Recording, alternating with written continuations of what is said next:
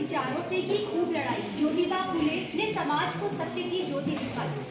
मैं प्रांजलि भट्ट अपने साथियों के साथ नाटिका स्त्री शिक्षा की मिसाल ज्योतिबा फूले का मंचन कर रही हूँ।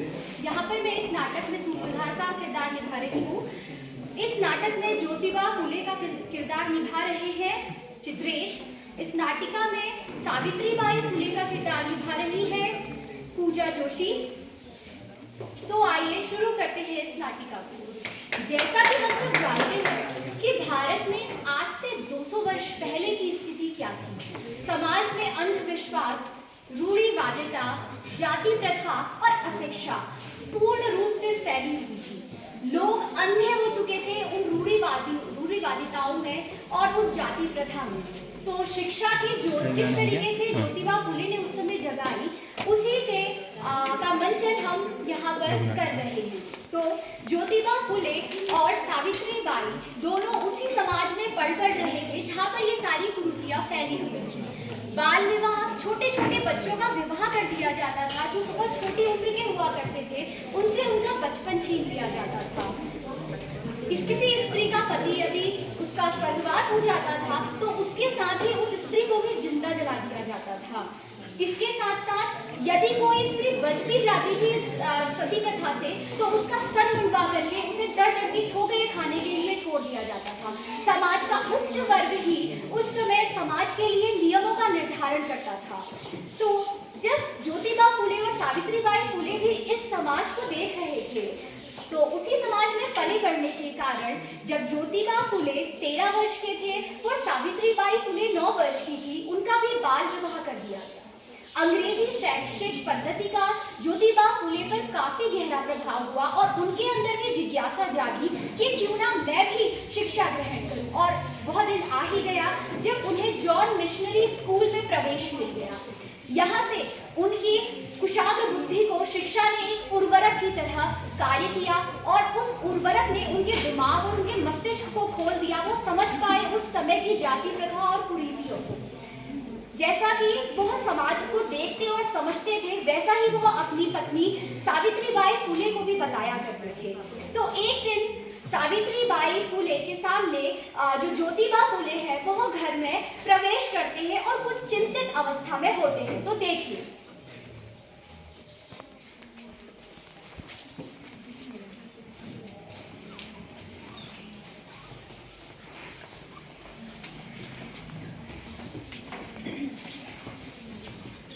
ये नीचे पानी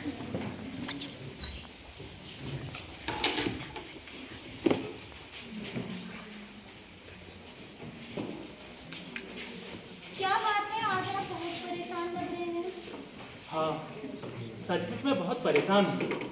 हमारे समाज की हालत, ये ऊंच नीच, ये भेदभाव, ये तिरस्कार, ये सब कुछ मुझसे देखा नहीं जाता। आखिर क्यों सावित्री, आखिर क्यों? आप ठीक कह रहे हैं। आज हमारे समाज में इन ऊंची जातियों ने निम्न जातियों को गुलाम समझ कर रखा है। वो अपनी सेवा करना ही उनका धर्म समझते हैं।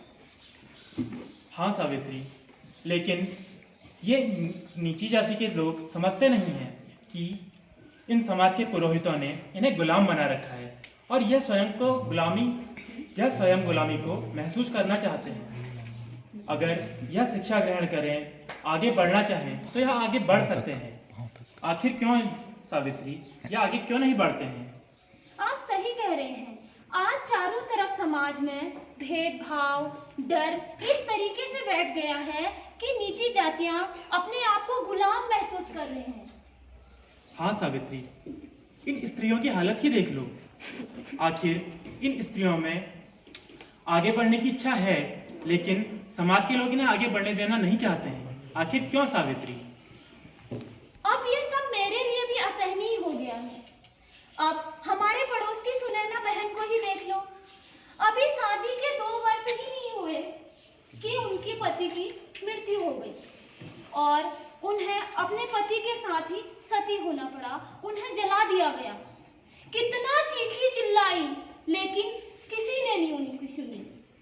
और साथ ही उनकी जितनी भी धन संपत्ति थी इन समाज के पुरोहितों ने सब हड़प ली। हाँ सावित्री, हमें इन लोगों को जागरूक करना होगा। हमें अपने समाज के लिए, स्त्रियों की शिक्षा के लिए, पिछड़ी जातियों को आगे बढ़ाने के लिए हमें कुछ करना होगा सावित्री। हमें उन्हें जागरूक करना होगा। पर कैसे कैसे हम इन सबको जागरूक कर सकते हैं? ये सब लोग तो अपने आप को पुरोहितों का गुलाम समझते हैं और पुरोहितों की ही तो बातें मानते हैं। हम इनको कैसे जागरूक कर सकते हैं? सावित्री, इसका जवाब भी मैंने ढूंढ लिया है। वो क्या? मैं तुम्हें पढ़ाऊंगा, तुम पढ़ना। उसके बाद तुम अन्य जो तुम्हारे साथ की महिलाएं हैं, हमारे समाज की महिलाएं हैं, तुम उन्हें पढ़ाना। 1 से 2, 2 से 4, 4 से 6, इस प्रकार से अपना कारवां बढ़ता चला जाएगा और हमारा समाज, पिछड़े तबके के लोग, महिलाएं, बच्चे, जो छोटी बच्चियां हैं, वह पढ़ लिख जाएंगी तथा समाज को बढ़ावा मिलेगा और समाज शिक्षित होगा। अगर यही रास्ता है तो मैं जरूर पढ़ूंगी और मुझे बड़ी खुशी हुई कि आपने मुझे इस योग्य समझा। ज्योतिबा फुले ने अपनी पहली पाठशाला अपने ही खेत में आम के पेड़ के नीचे प्रारंभ की। भारत में नारी शिक्षा के लिए उठा यह पहला कदम था। सगुणाबाई फुले और सावित्रीबाई फुले उनकी पहली छात्राएं थीं। ये जो पढ़ रही है और आगे बढ़ रही है औरत, ज्योतिबा फुले और सावित्रीबाई फुले, यह है आपकी बदौलत। धीरे धीरे सावित्री की भी पढ़ने में रुचि बढ़ती गई। उन्होंने अनेक साहित्यों का अध्ययन किया। उन्हें समझ आ चुका था कि यदि स्त्री को शिक्षित होना है तो उन्हें पूरे परिवार को शिक्षित करना होगा और जब परिवार शिक्षित होगा तो समाज स्वयं ही शिक्षित हो जाएगा। इसलिए दोनों दंपति ने यह बीड़ा उठाया समाज परिवर्तन का।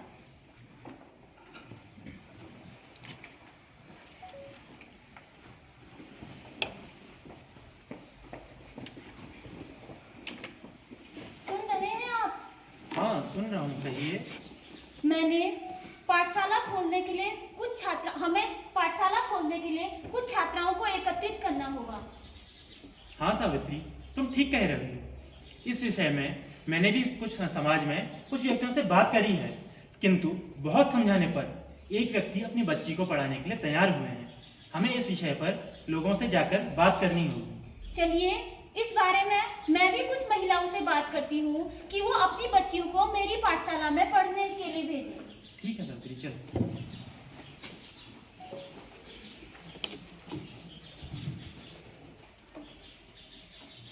शांति बहन।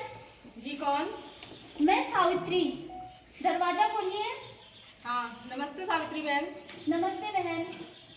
मैंने एक पाठशाला खोली है। क्या आप अपनी छोटी सी बच्ची को मेरी पाठशाला में भेजेंगे? बड़ी आई पढ़ाने वाली। मैं अपनी बेटी को पढ़ा लिखाऊंगी तो वो चरित्रहीन नहीं हो जाएगी। अरे बहन, कैसी बातें कर रही हो? क्या पढ़ने लिखने से बेटियां चरित्रहीन हो जाएंगी? समाज में बेटियां पढ़ेंगी लिखेंगी नहीं तो वो सही गलत का फर्क कैसे समझ पाएंगी? तुम ठीक कह रही हो सावित्री बहन, लेकिन जो तुम ये पढ़ाने का कार्य शुरू कर रही हो, इसके समाज के ठेकेदार तुम पे ताने मारेंगे। आप जो भी हो, मैं सब सहूंगी, कभी झुकूंगी नहीं। मैंने कदम बढ़ा लिया है तो मैं अब पीछे नहीं हटूंगी। मैं अपने लक्ष्य को हासिल करके रहूंगी।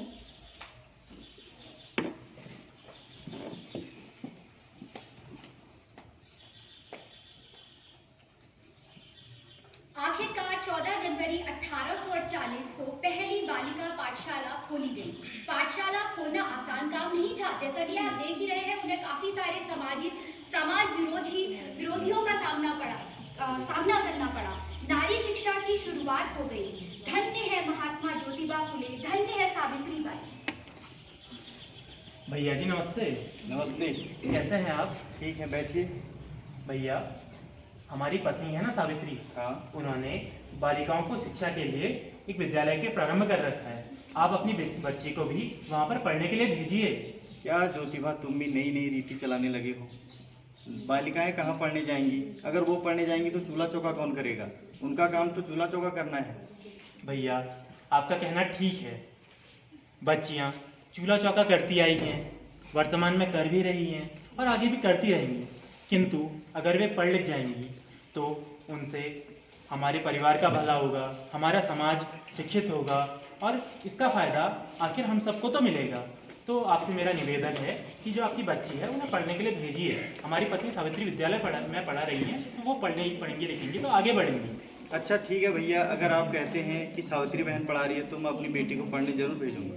ठीक है भैया, धन्यवाद। ठीक है, धन्यवाद। सावित्री वो ज्योतिबा की बातें सुनकर महिलाओं को हिम्मत मिली। वह सोचते थे जैसे सावित्री बाई बहुत ही होशियार हो चुकी है, वैसे ही अगर हमारी बेटियां भी पढ़ेंगी तो वह भी सावित्री की ही जैसी अच्छी बातें करने लगेंगी।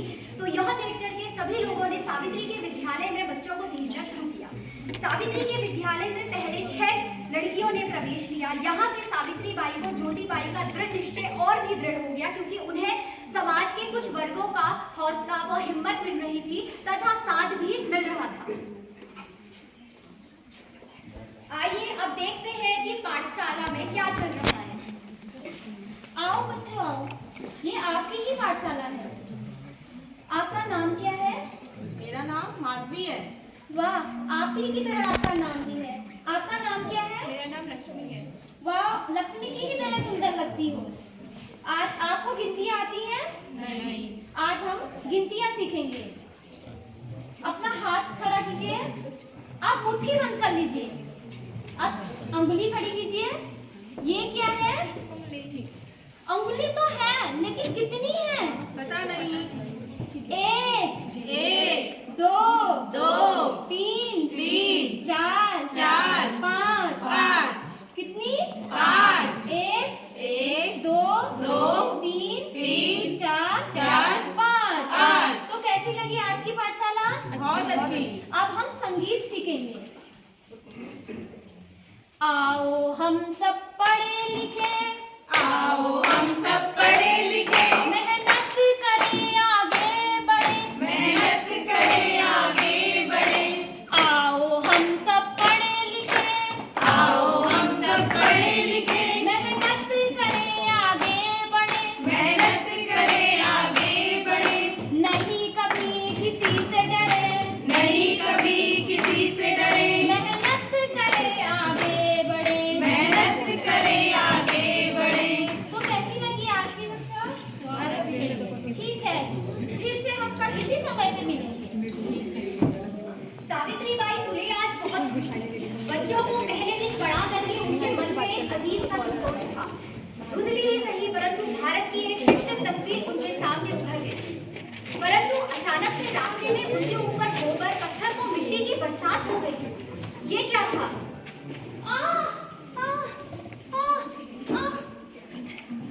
वो सिहर गई। सावित्री, क्या हुआ सावित्री? वो मैं पाठशाला से लौट रही थी तो सब मुझे ताने मारने लगे, सब मुझे चरित्रहीन करके सुनाने लगे। मेरे पे गोबर पत्थर और कीचड़ से मेरी साड़ी भी खराब। सावित्री, तुम धैर्य रखो, तुम चिंता ना करो। हमने समाज को जो आगे बढ़ाने का कार्य उठा रखा है, इसमें हमें लोगों का तिरस्कार, लोगों से अपमान सब कुछ ग्रहण करना पड़ेगा। और किंतु जब हम इन्हें आगे पढ़ेंगे और समाज शिक्षित होगा तो आगे चलकर यह सब लोगों को समझ में आ जाएगा कि हम यह सा कार्य क्यों कर रहे हैं। आप ठीक कह रहे हैं। जो हमने कदम बढ़ाया है उसके लिए हमें कई सारी परेशानियों का सामना करना पड़ेगा। आपकी इन्हीं बातों से मुझे हिम्मत मिलती है। अब मैं अपने लक्ष्य से कभी नहीं डिगूंगी। मैं चाहे लोग मेरे पे पत्थर फेंके, कीचड़ फेंके, कुछ भी करें, मैं नहीं झुकूंगी। और कल से मैं अपने साथ में एक साड़ी और पाठशाला ले जाऊंगी, ताकि मेरे पे जब कीचड़ फेंके तो मैं वही पाठशाला में अपनी साड़ी बदल के आऊंगी। सावित्री, हमने समाज को सुधारने का बीड़ा उठाया है और इसमें हमें लोगों का अपमान भी सहना पड़ेगा, लेकिन इससे समाज सुधरेगा और एक नए कल की शुरुआत होगी। सावित्री, तुम्हारे हर कदम में मैं तुम्हारे साथ हूँ और मैं हमेशा तुम्हारे साथ देता रहूँगा। आपके इसी प्रोत्साहन से मैं आज इस लायक बनी हूँ कि सभी को शिक्षित कर सकूँ। अब हम समाज के प्रत्येक स्त्रियों को पढ़ाएंगे, बच्चियों को पढ़ाएंगे और एक सभ्य समाज की स्थापना करेंगे। चलो चलते हैं, दूसरे विद्यालय के लिए बात करते हैं। ठीक है। दूसरे विद्यालय की ओर शिक्षा का बीज बोने। सावित्री व ज्योतिबा एक दूसरे की हिम्मत थे, ताकत थे। पूरे समाज का विरोध झेलने के बाद भी उन्होंने समाज में परिवर्तन लाने की ठानी थी। उनके पिता ने समाज के बहकावे में आकर के उन्हें घर से भी निकाल दिया था, परंतु फिर भी उन्होंने हिम्मत नहीं हारी। उन्होंने दृढ़ निश्चय लिया तथा भारत में उस वक्त पे कुल 18 बालिका विद्यालयों का निर्माण किया।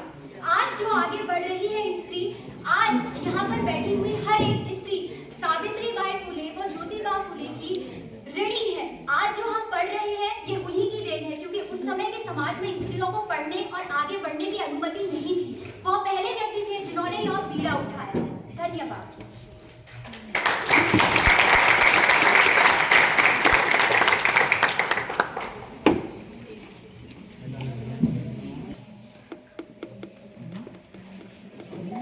हर युग में कोई